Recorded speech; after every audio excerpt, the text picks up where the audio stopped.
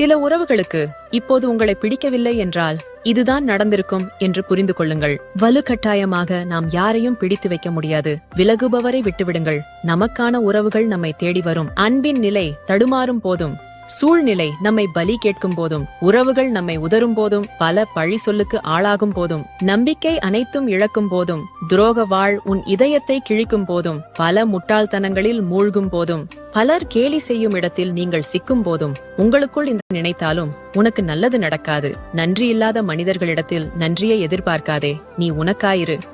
நீயாக இரு. ஒருவரின் சுயலாபத்திற்காக மட்டுமே நாம் பயன்படுத்தப்பட்டிருக்கிறோம் என தெரிய வரும்போது இருக்கிற மனநிலை மிகவும் கொடியது. பிறருக்கு தேவைப்படும் போது நல்லவர்களாக தெரியும் நாம் தான் அவர்களது தேவைகள் முடிந்தவுடன் கெட்டவர்களாகி விடுகின்றோம். ஒருவருக்கு நம்மை இப்போதெல்லாம் பிடிக்கவில்லை என்றால் பெரும்பாலும் நம்மிடம் அவருக்கான தேவைகள் முடிந்துவிட்டதாகவும் இருக்கலாம்.